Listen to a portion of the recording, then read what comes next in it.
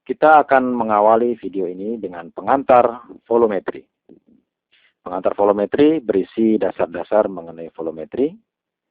Volumetri atau yang lebih dikenal dengan titrasi atau titrimetri merupakan suatu metode analisis kuantitatif didasarkan pada pengukuran volume titran yang bereaksi sempurna dengan analit.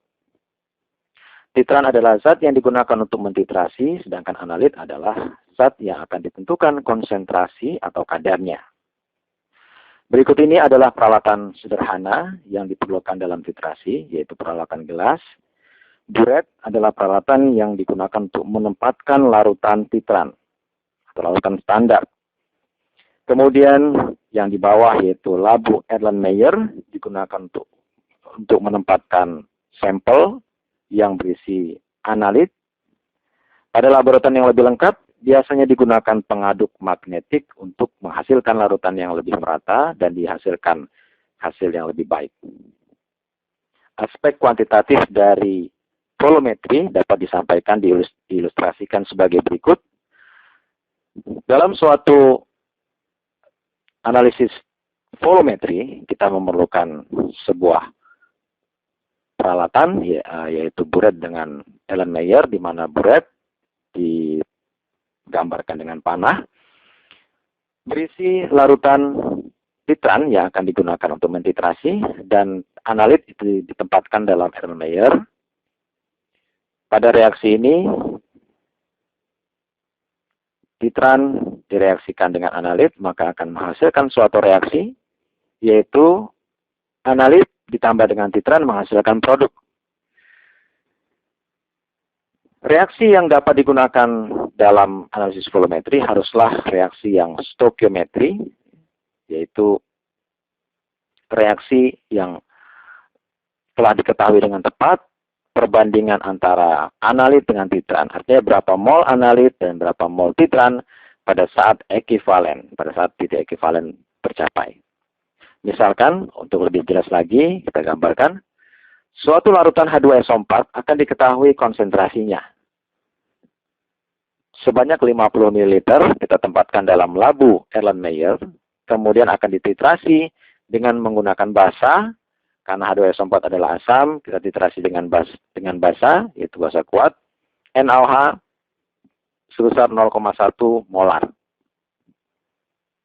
Ternyata pada titik akhir, diperlukan sebanyak 12 ml NaOH. Pada saat titik akhir itu diketahui dengan berubahnya warna disebabkan oleh perubahan pada zat indikator. 12 ml itu adalah volume NaOH pada saat titik akhir. Titik akhir adalah saat di mana seluruh analit, saat di mana larutan telah berubah warna, artinya saat dimana kita menghentikan daripada titrasi, itu adalah titik akhir. Sedangkan titik ekivalen itu adalah saat dimana semua analit habis bereaksi dengan titran. Baik, kita akan melihat sekarang bagaimana persamaan reaksi yang berlangsung pada titrasi ini. H2SO4 yang akan kita ketahui konsentrasinya ketika ditambah dengan NaOH, maka akan menghasilkan Na2SO4 ditambah H2O. Tentu saja reaksi ini belum setara, sehingga perlu kita setarakan terlebih dahulu. NaOH atau Na di sebelah kiri ada 1, di sebelah kanan ada 2. Jadi kita tambahkan 2 di depan NaOH, supaya sama jumlah Na-nya. Kemudian hidrogen di sebelah kiri ada 4, di sebelah kanan ada 2, sehingga kita perlu tambahkan 2 di depan H2O. Sekarang reaksi telah setara. Jadi dalam keadaan ekivalen, 1 mol H2SO4 bereaksi dengan 2 mol NaOH. Diulangi, 1 mol H2SO4 bereaksi dengan 2 mol NaOH. Setelah persamaan reaksi kita setarakan, maka kita bisa memulai perhitungan. Perhitungan kita mulai dulu dari menghitung jumlah mol NaOH, karena itu yang terdapat pada soal. Jumlah mol NaOH dapat kita hitung dari konsentrasi dikali dengan volume. 0,1 molar NaOH dikali dengan 12 ml, maka kita akan dapatkan 1,2 milimol. Perhatikan satuannya milimol karena molar dikalikan dengan mililiter. Kita peroleh hasilnya milimol. Kemudian kita akan menghitung berapa jumlah mol H2SO4. Jumlah mol H2SO4 tentunya setengah dari mol NaOH. Setengah dari NaOH atau setengah dari 1,2 berarti 0,6 milimol. 0,6 milimol inilah banyaknya mol yang terdapat di dalam labu Erlenmeyer. 0,6 milimol adalah jumlah H2SO4 yang terdapat dalam larutan yang dititrasi. Karena kita telah mengetahui volumenya, maka kita tinggal membagi dengan volume H2SO4 untuk mendapatkan konsentrasi H2SO4. 0, milimol dibagi dengan 50 ml, ini adalah konsentrasi H2SO4. Yaitu 0,012 molar. Demikian adalah aspek kuantitatif dari volumetri atau titrasi. Sehingga dari titrasi kita dapat menghitung berapa konsentrasi suatu larutan yang belum diketahui konsentrasinya, itu dengan jalan mentitrasi dengan larutan yang telah diketahui konsentrasinya dengan tepat.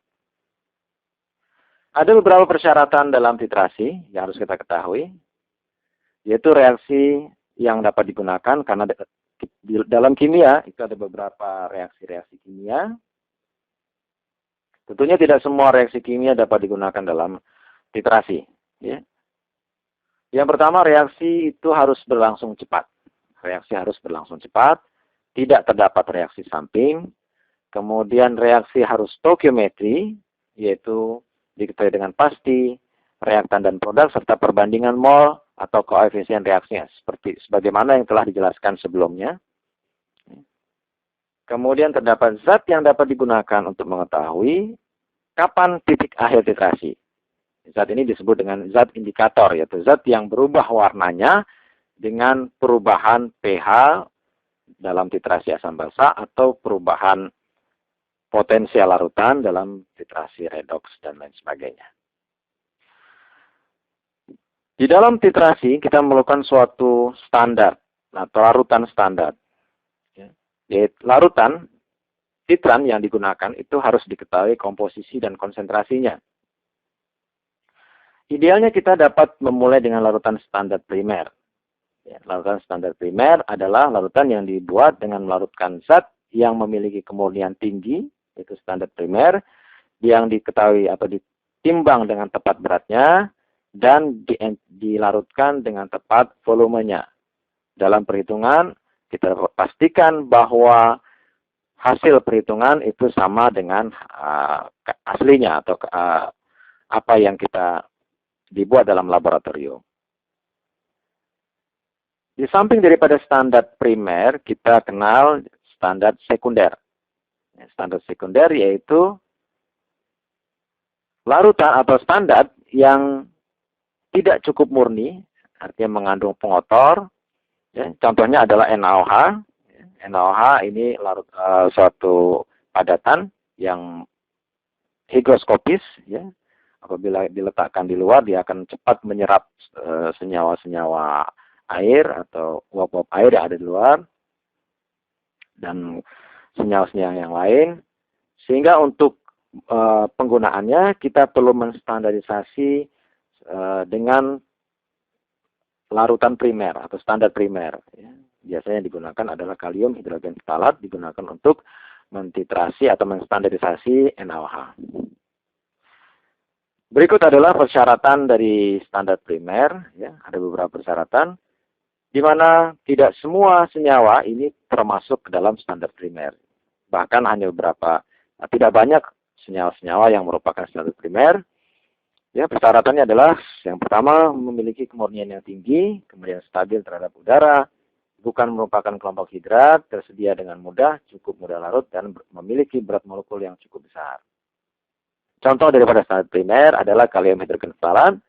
Senyawanya ditampakkan di gambar ya. Ini banyak digunakan, berat ekivalen tinggi yaitu 204,2 gram per ekivalen, memiliki kemurnian yang tinggi, stabilitas termal tinggi, kemudian bereaksi dengan basa dengan cepat ya.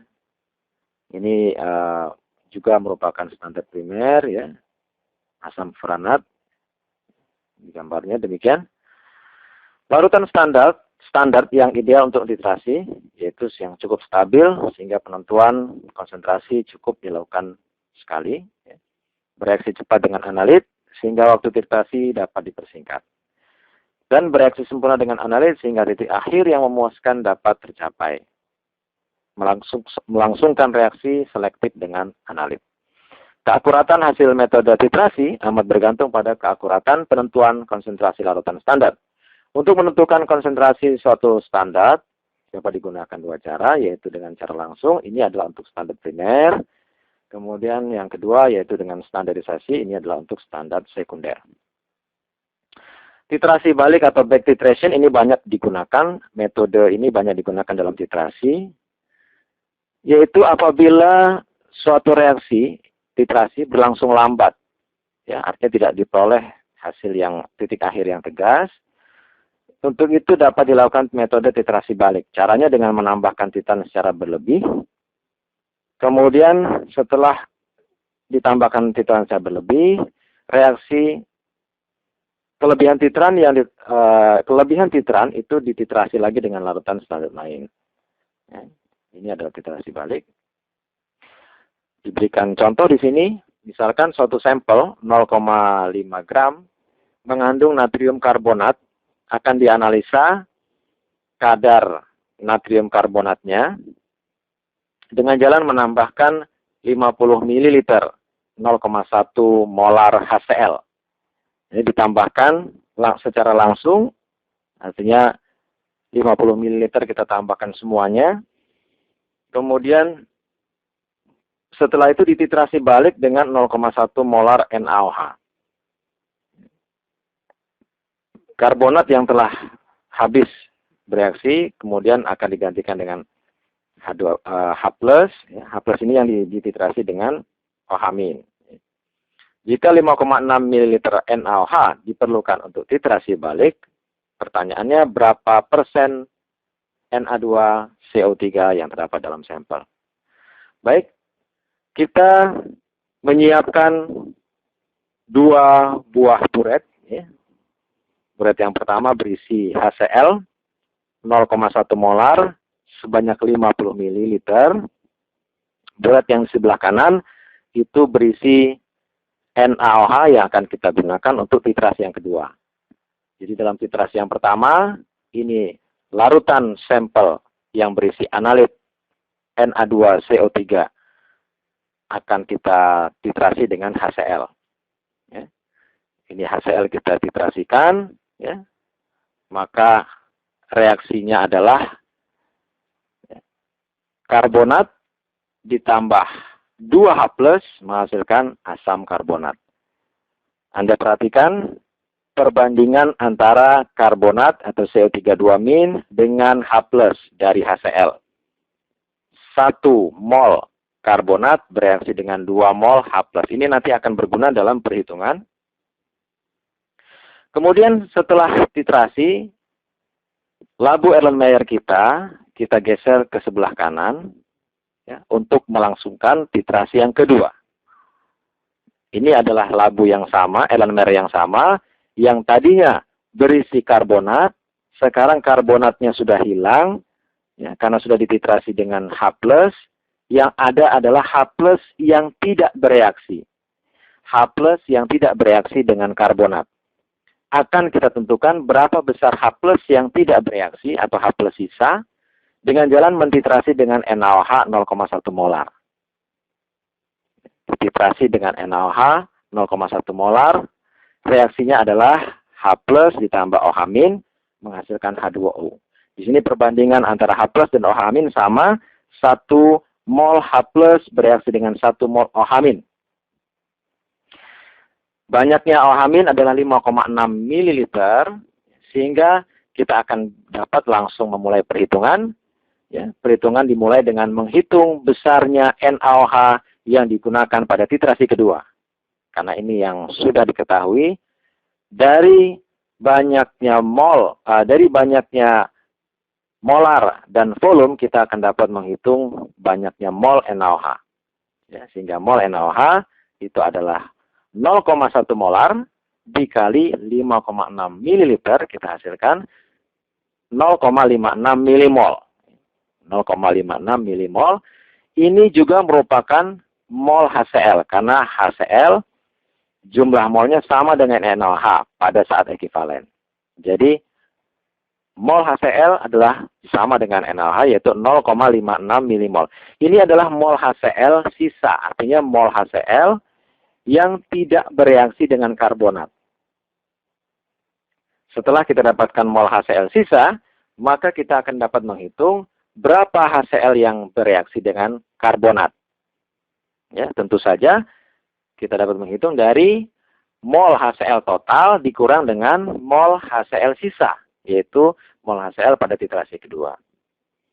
Mol HCl total kita lihat, yaitu HCl pada saat pertama kali diberikan, yaitu dalam keadaan berlebih, 0,1 molar dikali 50 ml. Dikurang dengan 0,56 milimol atau 5 milimol dikurang 0,56 milimol, kita peroleh 4,44 milimol. Ini adalah HCl yang bereaksi dengan karbonat. HCl yang bereaksi dengan karbonat. Kalau HCl yang bereaksi dengan karbonat 4,44 milimol, berarti karbonatnya setengah dari H+. Ya, setengah dari H+, yaitu 2,22. Nah, ini jumlah Na2CO3-nya atau mol Na2CO3-nya adalah 2,22 milimol. Setelah kita dapatkan milimol natrium karbonat, maka kita tinggal menghitung, kita rubah ke dalam bentuk miligram. Nah, kita kalikan dengan mR dari natrium karbonat. mR-nya adalah 106 mg per milimol. Maka kita peroleh 235,32 mg. Ini adalah berat natrium karbonat yang terdapat dalam sampel kita. Untuk menghitung persen natrium karbonat, maka kita bagi berat natrium karbonat dibagi dengan berat sampel. Berat sampelnya 0,5 gram, berarti 500 mg, dikali dengan 100%, maka hasilnya adalah 47,06%. Ini adalah metode titrasi balik yang digunakan untuk mentitrasi, untuk analisis volumetri. Apabila reaksi berlangsung lambat, ya, kita dapat menggunakan metode ini untuk mengatasinya. Berikutnya adalah titer. Titer adalah titrasi yang bersifat rutin. Ya. Jadi untuk titrasi yang bersifat rutin, ini digunakan titer. Titer adalah berat analit yang ekuivalen dengan 1 ml titran. Biasanya dinyatakan dalam miligram, sehingga satuan daripada titer adalah miligram analit per mililiter titran. Miligram analit per mililiter titran. Misalnya dalam penentuan natrium karbonat, berat sampelnya adalah 0,5 gram. Untuk mencapai titik akhir diperlukan 22,12 ml, 0,12 molar HCl. Jika diasumsikan semua karbonat adalah natrium karbonat, maka kita akan menghitung berapa titernya. Titernya adalah miligram karbonat per mililiter titran. Jadi kita hitung titrannya adalah 1 mililiter titran. Itu kita rubah menjadi milimol. Ya. Karena konsentrasinya adalah 0,12 molar. Ini kita kalikan dengan 0,12 molar. Kita dapatkan milimol. Dari milimol HCl kita rubah menjadi milimol natrium karbonat. Kemudian kita rubah menjadi miligram natrium karbonat. Miligram natrium karbonat dalam 1 ml HCl adalah 6,36 mg. Sehingga titernya adalah 6,36 mg Na2CO3 atau natrium karbonat setiap atau per 1 ml HCl. Ya. Sebagaimana tadi, 6,36 mg ini diperoleh ya, dari perhitungan. Ya. Inilah titer dan kita masukkan sehingga persen dalam sampel itu 22,12. Ini volume HCl tadi, kita kalikan dengan titer, kita bagi dengan miligram sampel, kita peroleh hasilnya adalah 28,13%. Demikian penjelasan pengantar volumetri. Mudah-mudahan bermanfaat untuk Anda sekalian. Sekian dan terima kasih. Apabila ada pertanyaan dapat dialamatkan kepada email kami sebagaimana terlihat di bawah. Sekian dan terima kasih. Wassalamualaikum warahmatullahi wabarakatuh.